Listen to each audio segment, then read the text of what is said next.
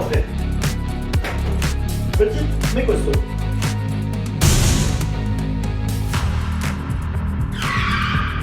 Salut les gars, bienvenue dans cette nouvelle vidéo. Alors aujourd'hui on se retrouve pour parler de cette table de soudure. C'est une table de soudure professionnelle de chez Table JPS. Alors c'est un format un peu particulier, 50 paramètres. C'est un petit format que tu peux mettre soit dans les petits ateliers, soit tu peux la transporter sur chantier. C'est pour ça qu'elle est fournie avec ses petites poignées et ses fixations. Pour pouvoir la transporter à deux c'est mieux parce que c'est quand même un petit peu lourd. Il y a pas mal de renforts en dessous, je te la montre sur l'autre face tout à l'heure. La découpe laser elle est un peu particulière mais tu verras avec les accessoires, c'est vraiment top, c'est vraiment intelligent d'avoir fait ça. Sur toute la table, tu vois, tu as des petits traits comme ça pour avoir des repères, tout simplement pour te mettre bien d'équerre et pas avoir utilisé une équerre, t'embêter à prendre les diagonales, t'es au top. Je vais aller faire quelques coupes et plutôt que de me regarder couper mes sections à la scie à ruban, ce sera bien plus intéressant d'avoir les détails de ces tables par le concepteur et fabricant. Alors t'as de la chance, hein. Tu te rends pas compte, mais t'as de la chance. Une table française, conception française, ça c'est vraiment top. Et tu vois, c'est pas là pour rien le bleu, blanc, rouge de la table, c'est parce que c'est du français. Donc, il parle français et ce sera pas sous-titré. À toi Jérôme. Et oui Mika, bienvenue ici dans l'atelier de table de soudure JPS. Alors l'accent ne trompera personne, c'est ici en Gironde, à 30 km au sud de Bordeaux, que sont conçues et fabriquées toutes nos tables de soudure. Alors tu es parti pour nous faire un joli montage sur la base d'un plateau de 500 par 1000, tel que celui que j'ai devant moi, mais on a également au catalogue un format 1000 par 1000, un format 2000 par 1000 et notre format le plus grand qui est le 2500 par 1250. Ce format de 500 par 1000, puisque c'est de lui dont il est question, tu dois t'en souvenir, il a été imaginé un soir au salon de Christophe Lagarde, au championnat de France de soudure. On s'est retrouvés à plusieurs. Toi, moi, il y avait aussi de mémoire, il y avait Greg de J'ai Créé, il y avait Florent de Petit Plot et j'en oublie. On avait passé un bon moment à discuter tous ensemble et à en venir à une conclusion assez simple. C'est que mon plus petit format à l'époque, celui d'ailleurs que j'ai exposé au salon, qui était le 1000 par 1000, était bien, mais avait pour inconvénient d'une certaine manière, c'est qu'il était difficilement transportable. C'était d'ailleurs de toute façon pas vraiment sa vocation. Donc est venue l'idée de faire un format encore plus petit, qui puisse permettre soit de le poser sur un établi, c'était surtout ce dont on avait parlé, c'était l'idée de pouvoir avoir un format posable sur un établi, sans forcément avoir de pied. Et moi j'ai pensé aussi par la suite, en y réfléchissant de mon côté à l'atelier, qu'il serait bon aussi de ce format de pouvoir éventuellement le configurer en mode chantier, c'est-à-dire comme là où il est sur un chariot, pour pouvoir le plier, le ranger dans un fourgon assez rapidement. Alors le poids de cette table t'intéresse peut-être, alors là je vais la peser et on va voir ce que ça dit. 47 kg et demi. J'ai le temps de te le montrer. Hop. Donc 47,5 avec les poignets.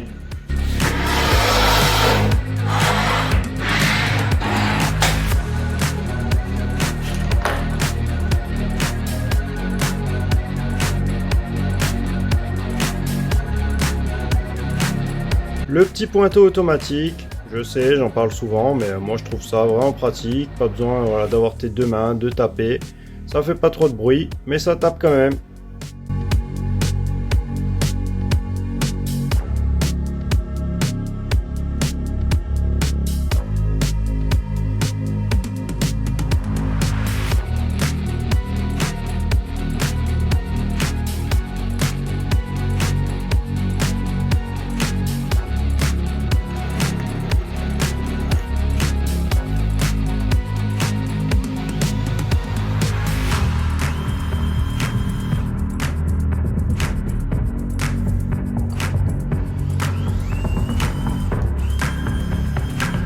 Pour réaliser ce genre de montage, c'est vraiment génial ce type de table avec ses équerres. Même les accessoires, là tu vois, c'est vraiment top. Pour fixer une platine, c'est vraiment pas mal. Tu vois, tu peux la mettre en biais, serrer fort et ça ne bouge pas. Là, si tu mettais un serre-joint classique, il te gênerait parce qu'il serait assez haut. Alors que là, tu peux passer sans problème avec ta torche. Je bride sur mon équerre, donc aucun problème, je serai 100% d'équerre. Celle-ci, je l'ai juste fixée avec des pions. Tu vois, j'ai mis 2 pions pour que ce soit bien droit. Et j'ai juste fixé fixe avec ça et ça bouge vraiment pas, c'est vraiment rigide. Donc voilà, je vais souder mes petites platines.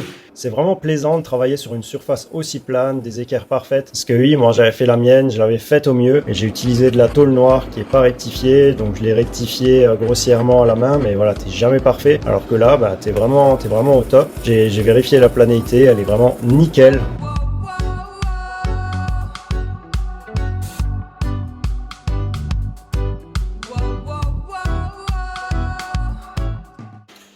Je vais souder toutes les platines sur le même principe que la première, donc je vais t'épargner ça, ce sera pas forcément intéressant à regarder. Je vais te laisser avec Jérôme qui va te parler de sa gamme d'accessoires et toutes ses possibilités. À toi Jérôme! Alors mon cher Mika, je vais effectivement te parler des accessoires qu'on propose. Pour commencer, les éléments de base que sont les butées pieds en inox, la butée plate elle-même en inox épaisseur 12, la broche de fixation rapide qui sert à fixer tous les accessoires notable de soudure. Les serre-joints, il y en a plusieurs modèles. Là, j'ai pris celui-ci, c'est le plus courant. C'est celui que nous, on utilise le plus ici à l'atelier, qui permet de bloquer dans nos montages. Alors, tu vas le voir à l'usage, Mika, mais l'intérêt même d'une table de soudure, bon, tu le sais un petit peu parce que tu t'en étais déjà fait une, mais l'intérêt premier, c'est quand même d'avoir une surface de travail parfaitement plane. Ça, c'est capital. Le second intérêt, c'est de disposer d'une trame de perçage, en l'occurrence, là, 50 mm. C'est 50 mm de toute façon sur toutes nos tables. C'est un parti pris, ça, j'en changerai pas. Certains proposent des anthrax de 100 mm. Pour moi, c'est un non-sens parce que quand tu veux faire des petits cadres, imagine si tu as un trou tous les 10 cm, ça te contraint énormément, tu ne peux pas faire des petites choses.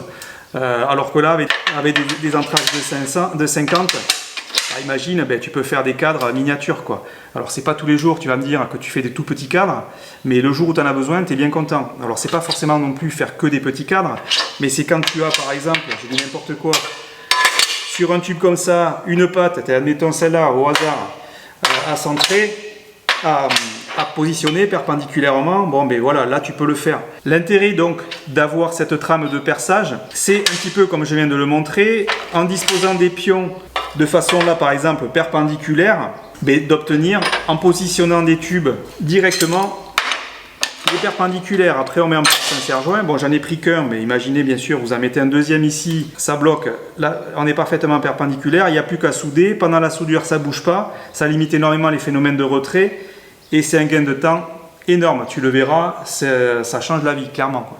Je te remercie Jérôme d'avoir apporté toutes ces précisions au sujet des accessoires que tu proposes. Je te laisse présenter la panoplie complète et tous les accessoires en fin de vidéo, comme ça on verra le package complet et ce sera vraiment sympa.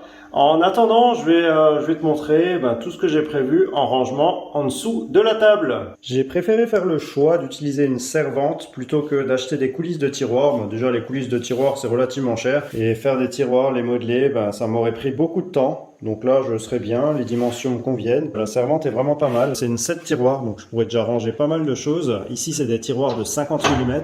Pour les petits trucs ce sera bien. Il y a un petit tapis au fond tu vois.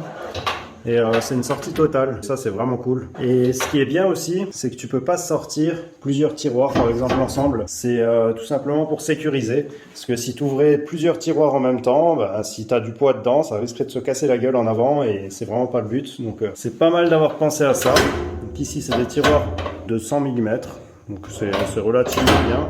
Et en bas, on a du 200 mm. Donc voilà, maintenant, il ne reste plus qu'à l'intégrer.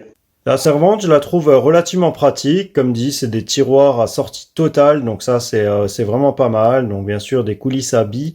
Elle est donnée pour 150 kg il me semble. C'est la TC-TW 150 de chez Enel. Donc voilà, je te mets un lien dans la description si jamais elle t'intéresse ou si tu veux tout simplement la voir, tu auras juste à cliquer en dessous de la vidéo.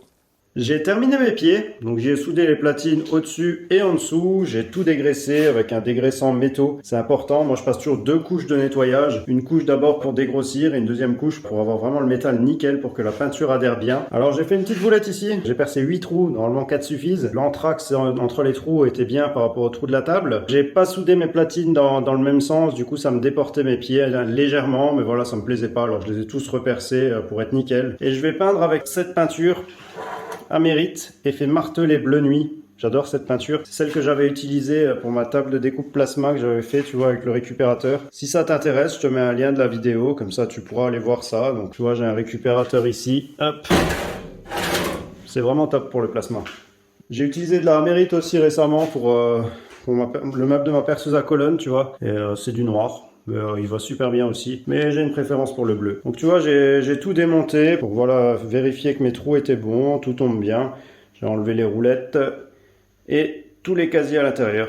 J'adore cette peinture, déjà rien que de l'avoir dans le pot, j'adore la couleur.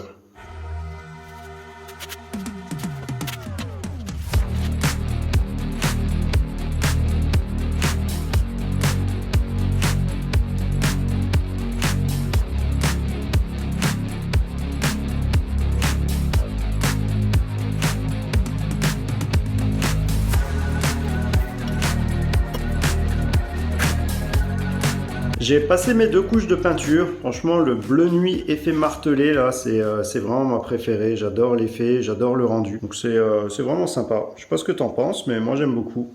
Alors je me mets toujours, là tu vois, je vais coucher les pieds pour y fixer les roulettes. Donc il y aura un petit peu des vibrations. Je mets toujours un petit truc en caoutchouc ou un tissu ou n'importe quoi, voilà, juste pour pareiller les pieds. Ça prend 2 secondes et c'est important, c'est dommage de les flinguer déjà tout de suite, à peine peints, là ils sont nickel. Et je vais te montrer les roulettes que j'utilise. Alors c'est des roulettes charge lourde, donc tu peux mettre un poids relativement important dessus, je crois que c'est 150 kg par roulette. Donc franchement pour leur prix c'est vraiment intéressant. Bon, tout ce que j'utilise, de toute façon tu trouveras un lien en description, et s'il y a un lien que tu trouves pas, n'hésite pas à me le dire. Mais franchement pour leur prix elles sont vraiment bien, je les ai déjà utilisées sur plusieurs choses, sur ma table de découpe plasma, quasiment les mêmes, sur ma perceuse à colonne, je les aime beaucoup. J'avais fabriqué une table de soudure de 2 mètres par 1 mètre. Moi, je l'avais percée à la perceuse magnétique tous les 10 cm. C'était déjà bien, mais tous les 5 cm, c'est vraiment mieux. Je te mets un lien en haut à droite où tu pourras trouver une playlist avec toutes les vidéos que j'ai fait sur la fabrication de ma table de soudure. Tu auras tous les détails. Si jamais tu veux te lancer là-dedans, ça pourra sans doute t'aider. Celle-ci, je m'en servirai, appelle ça comme tu veux, servante ou un appui. Et tout simplement, quand j'aurai de grandes pièces, ben, je pourrais m'appuyer dessus, même la 2000 par 1000, ben, elle peut devenir limite. Alors là, la servante, tu peux l'écarter autant que tu veux et je pourrais brider sur les 2 tables. Donc c'est vraiment intéressant.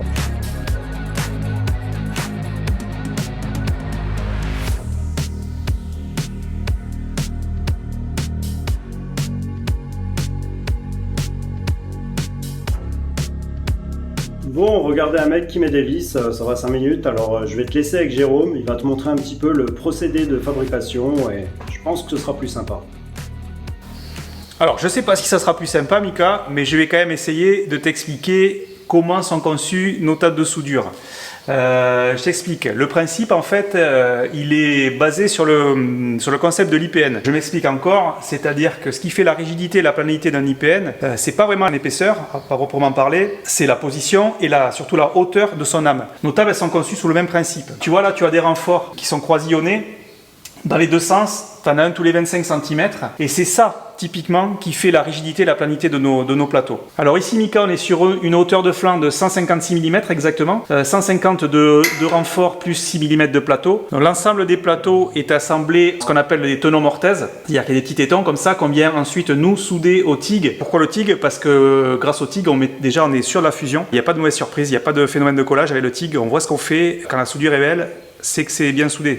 Contrairement au semi, où on peut croire qu'on a fait un beau truc, et dessous, c'est du collage. Surtout, ce qu'on arrive à bien maîtriser, c'est le fait que la soudure soit concave. Tu comprendras bien, Mika, que si ta soudure, elle fait une boule, quand tu vas vouloir y plaquer un accessoire dessus, en l'occurrence, là, par exemple, une équerre en guise de rallonge, ça va être branlant, quoi. Tu vas avoir une surépaisseur qui va te gêner. Alors que là, au TIG, on maîtrise parfaitement le métal qu'on dépose, et du coup, c'est concave et ça gêne rien. Et surtout, c'est costaud, quoi. Ça y est, c'est le moment de la mettre sur ses pieds. Alors tu vas voir, les roulettes, le verrouillage il est relativement bien, parce que tu vois, elles verrouillent dans les 2 sens, hein. Elles ne tournent plus, et elles sont verrouillées dans ce sens aussi, donc elles ne pivotent plus. Donc je vais pouvoir la retourner sans problème, normalement.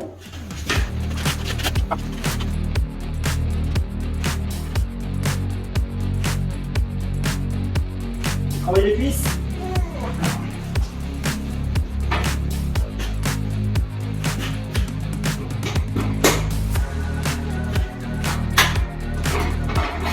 Et on va sur pied.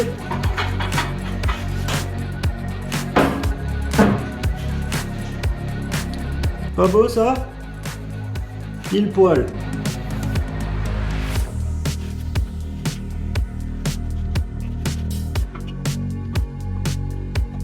J'ai choisi de mettre des cales sur le dessous, là où il y a normalement les roulettes. Donc je conserve les fixations et je vais visser dedans. Tu vois, en fait, c'est un peu déporté à cet endroit-là du sol. Il y a une pliure et là, il y a un renfoncement, là, tu vois. Et pour que ça appuie et que ça force pas trop sur ce coin-là, bah, j'y mets des cales et du coup, comme ça, appuie sur toute la surface et je risque pas de déformation. Et au moins, ce sera bien stable. Moi, je vais fixer tout ça. Allez, on va profiter des genouillères.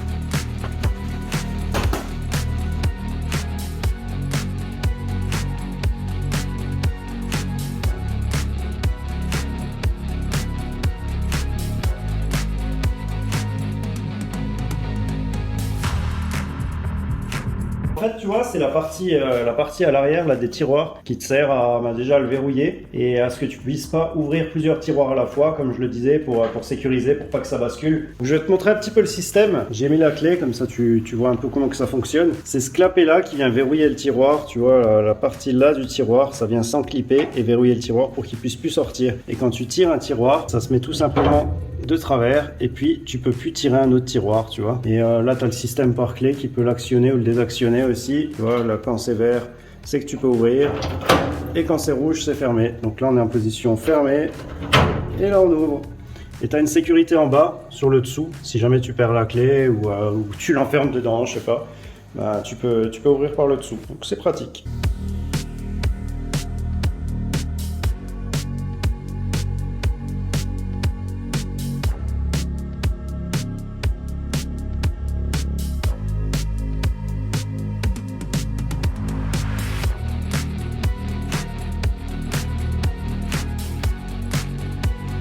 Elle est top cette servante, hein. S'il pouvait juste penser à une seule amélioration, ce serait de réfrigérer ce tiroir, tu vois, par exemple. Putain, on serait bien là, non? 2 packs complets qui rentrent, tu peux mettre les verres, ce que tu veux. Dommage, une amélioration à apporter, je pense.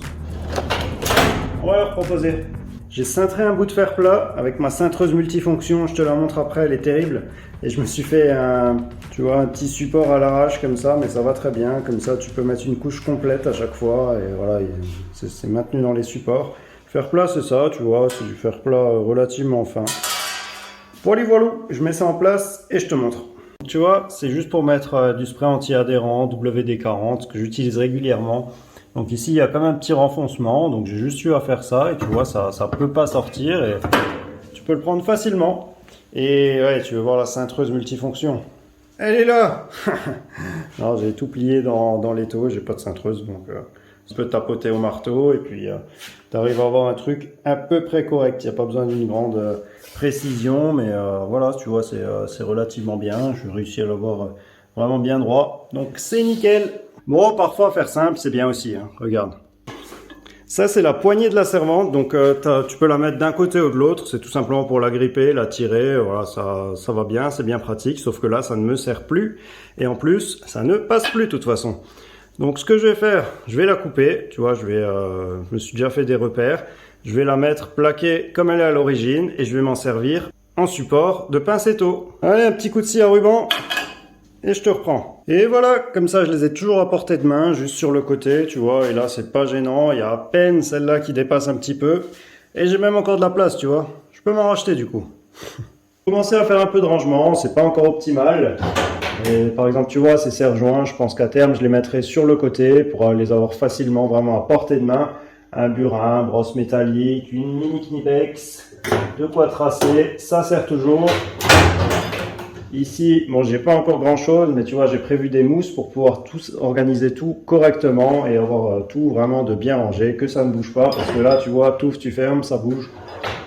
Ça m'embête. Le tiroir indispensable pour les bobos. Du désinfectant, un petit ciseau, pince à épiler, du scotch, du sparadrap, les lingettes pour les mains, tout ce que tu veux. Ici, j'ai des baguettes, de quoi remplacer mes gants si elles sont flinguées. Ici, j'ai mon consommable pour le TIG, mes accessoires. Là, bon, pour le transport de la table, ça me servira vraiment pas régulièrement, je compte pas la démonter. Ici, donc des lunettes, les broches. Ici, j'ai des serre-joints que j'avais fabriqués, je te mets le lien vers la vidéo. J'ai fabriqué pas mal d'accessoires pour mon autre table que j'avais fabriqué elle aussi. Ça aussi, j'avais fabriqué des équerres. Elles vont pas trop mal, donc je m'en servirai encore. Ça, c'est simplement un anti-adhérent et un nettoyant un petit peu particulier. Alors ça, j'ai ça ici tout simplement parce que ça va sur du 16 mm. C'est simplement un antidérapant pour quand je travaille le bois sur la table, ça va super bien. Et ici, mes équerres et mon prisme. Donc Jérôme t'en parlera tout à l'heure, tu verras, c'est vraiment top. Que ce soit en rallonge de table, pour remonter, tu peux faire beaucoup de choses avec.